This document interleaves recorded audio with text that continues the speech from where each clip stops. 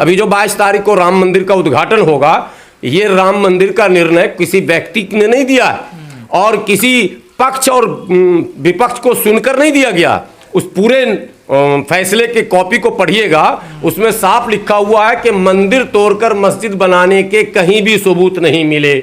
एक दूसरे, जो 22-23 दिसंबर को रामलला प्रकट होने की बात कही गई थी, वो ट्रेस पास का मामला था, यानी मूर्ति ताला तोड़कर डाली गई थी।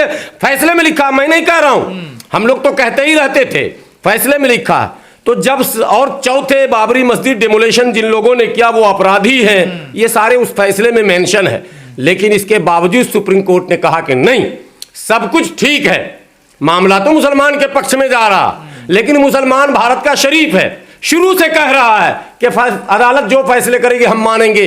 लेकिन वो लोग जो उपद्रवी वर्ग थे, उनके 100 बयान आज हमारे पास मौजूद हैं। पता नहीं मीडिया को क्या सांप सूंघ जाता है, क्या प्रायोजित कार्यक्रम चल रहा है इस देश में। सड़क पर नारे लगते थे कि अयोध्या तो अभी झांकी है, काशी मथुरा बाकी है और हम नहीं मानेंगे कोर्ट को, और दिस दैट। कोर्ट को नहीं मानने का ऐलान करते थे। तो कोर्ट जान रही थी कि अगर फैसला मुसलमान के पक्ष में दिया जाएगा तो खून खराबा हो जाएगा।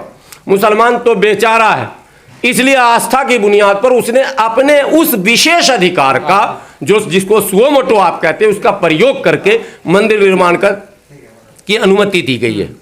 अब उसको उत्सव के रूप में मनाया जा रहा। अब उसमें ओवैसी साहब, अजमल साहब का बयान आ गया और कई लोगों का सोशल मीडिया पे भी चल रहा है। इस काम के लिए सुप्रीम कोर्ट के उन न्यायाधीशों को, विशेषकर जो महिला न्यायाधीश हैं जिन्होंने आज ऑर्डर सुनाया है, उनको मेरी तरफ से, पूरे देश के पीड़ित परिवार की तरफ से बहुत बहुत बधाई।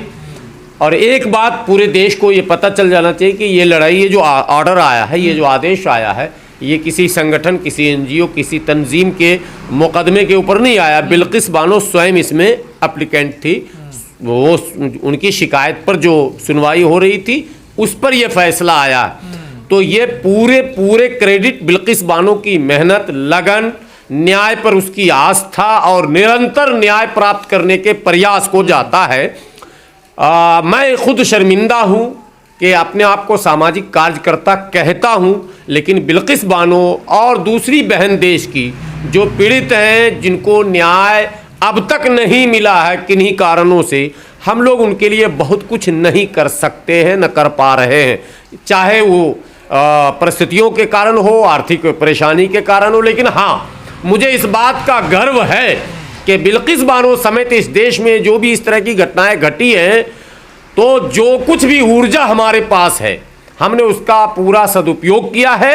हम लोगों ने धरना प्रदर्शन किया, हम लोगों ने हंगामे खड़े किए, हम लोगों ने सरकार और साथ में न्यायपालिका से गुहार की। सड़क पर जो सड़क की बात होती है, जो सड़क पर करने की जरूरत है लोकतंत्र में, वो सब काम हम लोगों ने किया है। इसलिए हम इसके लिए मुतमईन हैं कि चलो हम लोगों की मेहनत भी रंग लाई। लेकिन बिल्किस बानो इस वक्त भारत के उन तमाम पीड़ित महिलाओं के लिए आइडियल है। निरंतर 22 साल 21 साल संघर्ष करना और एक अदालत से दूसरी अदालत का चक्कर काटना, और आप कल्पना कीजिए कि मेरी सगी बहन होती, मेरी पत्नी होती, मेरी बेटी होती, मेरी मां होती, मैं भारत के उन तमाम लोगों से कहता हूं, हर चीज को आप हिंदू मुसलमान मत घुमाइए कि बिल्किस बानो मुसलमान थी इसलिए मैं कह रहा हूं। नहीं, चाहे वो पीड़िता बहन किसी भी धर्म जाति की हो, मैं तो कहता हूं अगर आप कहते हो कि वो मेरी बहन है, मेरी मां है, मेरी बेटी है, भारत की सभी बेटी अगर बेटी है, सब बहन है, अगर रिश्ता आपका इतना पवित्र है, तो आप जरा कल्पना कीजिए कि यदि आपकी सगी होती तो आप पर क्या बीतता। आप मजाक उड़ाते हैं सरकार में रहकर।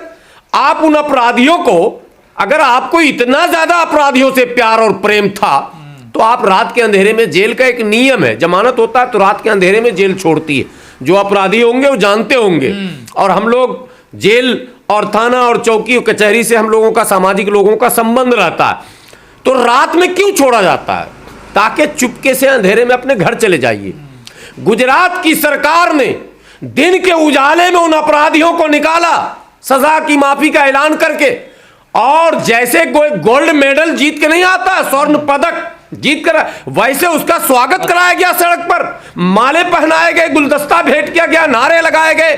आप क्या संविधान का मजाक उड़ाना चाहते हैं इस देश में? मैं माननीय उच्चतम न्यायालय से हाथ जोड़कर विनती करता हूं गुजरात सरकार को अविलंब बर्खास्त किया जाए, क्योंकि गुजरात सरकार ने इस काम को करके वोटों का पॉलिटिक्स किया था, ध्रुवीकरण का राजनीति किया था, और वो अप्रत्यक्ष रूप से गुजरात के मुसलमानों को धमकी और गुजरात के उन उपद्रवियों को का मनोबल बढ़ाकर यह कहना कि चुनाव में सारे बूथ पर कब्जा कर लेना, मेरी हुकूमत है, कोर्ट का कुछ नहीं चलता, देखो हमने उस बलात्कारी को, उस हत्यारे को छोड़ दिया ना, तुम्हें भी छोड़ दूंगा। चुनाव जीतना चाहिए, और गुजरात चुनाव में जो सरकार बनी है उन उपद्रवियों के बदौलत बनी है, क्योंकि उनके मनोबल को सरकार ने बढ़ाकर छोड़ा।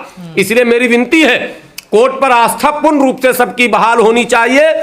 कोर्ट से मेरी विनती है कि गुजरात सरकार को फौरन बर्खास्त किया जाए। तो क्या यहाँ गुजरात सरकार की हार हुई है इस मामले में? हार हुई है, हार में तो केंद्र सरकार भी शामिल है, क्योंकि कहीं ना कहीं अप्रत्यक्ष या प्रत्यक्ष गृह मंत्रालय जो होता है भारत सरकार का, उसकी बड़ी भूमिका होती, और कोई भी राज्य सरकार केंद्र सरकार के मंशा और मर्जी के खिलाफ कोई बड़े फैसले नहीं ले सकती है।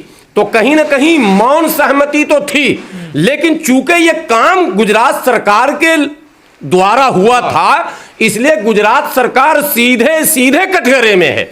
और गुजरात सरकार कटघरे में अब केवल ये नहीं कि उसने उन अपराधियों को क्यों माफ किया, सुनिए, इसलिए भी कटघरे में है कि चुनाव के समय किया गया था और वो चुनाव जीत भी गए।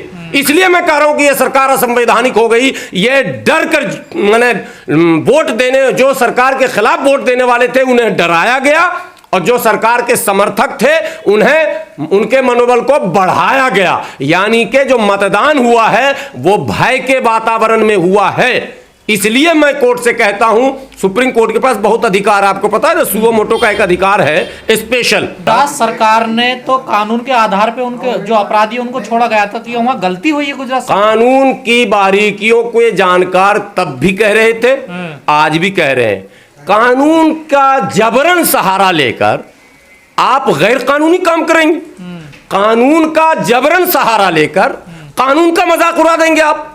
आपने जो मंजर दिखाया, मैं कह रहा हूं माफ कर देना, कई सरकारों ने कई अपराधियों को माफ किया, ये भी उसके कानून के दायरे में।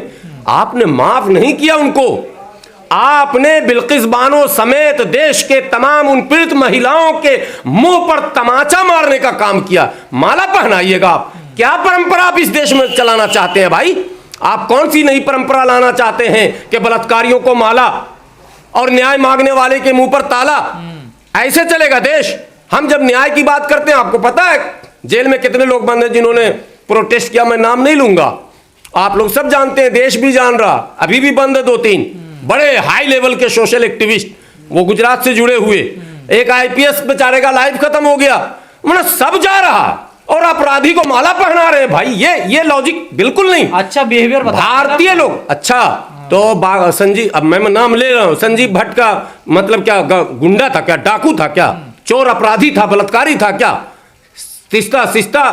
शीतलवार जो अभी है बंद जेल में, वो बलात्कारी है, डाकू है, चाकू चलाई है कहीं, क्या मतलब? फिर मेरे से आप बकवा रहे हैं। जो सोशल एक्टिविस्ट हैं, सोशल सोच वाले, अच्छे सोच वाले, आईएएस आईपीएस, अरे यहाँ तो जज भी बेचारे कहां चले गए, बार बार मत कुरेदा कीजिए, पुरानी बात है। तो और सरकारों ने भी लिए, बिहार की सरकार ने भी लिया था उसके जस्ट बाद, तो क्या वो भी फैसला हुआ? देखिए, जब बिहार सरकार ने निर्णय लिया था तब भी हंगामे हुए थे, लेकिन दोनों केस को पहले देखिए, दोनों का मूल्यांकन कीजिए, दोनों में बहुत अंतर है। वो अपराधी जो जी कृष्णैया की हत्या में जिनका नाम है, वो सीधे सीधे जी कृष्णैया को मारते हुए कहीं दिख नहीं रहे, पर अपराधी तो थे ना। मैं कह तो रहा हूं, ये तो तब भी आपत्तियां हुई हैं, आवाजें उठी है, नीतीश कुमार के इस फैसले की निंदा भी हुई, लेकिन आप जिस अपराधी का नाम लेना चाह रहे हैं, बात में आनंद मोहन, मैं कह रहा हूं आनंद मोहन उस भीड़ का नेतृत्व जरूर कर रहे थे जिस भीड़ ने जी कृष्णैया की हत्या कर दी, लेकिन आनंद मोहन के इस कृत्य को आप गुजरात के उस कृत्य से मिलाएंगे जहां खानदान के खानदान 4 महीने की गर्भवती महिला का सामूहिक बलात्कार और मां के सामने बेटी का बलात्कार कर देना और बाप को मां जिंदा मारना और बेटी को तड़पाना, सुन के रोंगटे खड़े हो जाते हैं साहब। दोनों अपराध तो अपराध है, लेकिन अगर कर्मानुसार देखेंगे तो ये अपराध की उच्चतम श्रेणियों में ये है। पर कानून एक ही फॉलो किया गया ना दोनों जगह। कानून दोनों जगह, मैं तो कह रहा हूं कि कानून में जो प्रावधान है, सरकार के जो विशेषाधिकार हैं, उसका भी दुरुपयोग लगातार हो रहा है। विशेषाधिकार का इस्तेमाल विशेष परिस्थितियों में है, ऐसा नहीं कि अपराधियों को, घोषित अपराधियों को दुनिया जिसको अपराधी मानती हो। फिर देश की छवि का भी एक मसला होता। अंतर्राष्ट्रीय माने तमाम अखबारों ने, दुनिया का कोई अखबार नहीं था जिसने बिल्किस बानो को नहीं छापा, दुनिया का कोई चैनल नहीं था जिसने बिल्किस बानो को नहीं चलाया। हमारे भारत की छवि का भी मसला है। हमारे यहाँ हमारे संविधान की जो प्रशंसा दुनिया में होती है, हमारे यहाँ की न्यायिक व्यवस्था में इतना लंबा क्यों खिंचता है? बात समझिए, लंबा इसलिए नहीं खींचता है कि व्यवस्था लचर है, नो, लंबा इसलिए खींचा जाता है कि अपराधियों को भी अपना पक्ष रखने का पूरा अवसर दिया जाता है, ताकि कोई अपराधी यह न कहे कि हमको जबरन इस थोप दिया गया या फंसा दिया गया है, बल्कि वो भी इसलिए लंबा मुकदमा होता है। लेकिन जो लोग स्वागत कर रहे थे, खुशी मना रहे थे उस दौरान, उनका क्या होगा? नहीं, ये तो उनको सोचना था, जिन लोगों ने ये काम किया, ये हरकत। मुझे अपराधियों के छूटने पर ज्यादा गुस्सा नहीं था।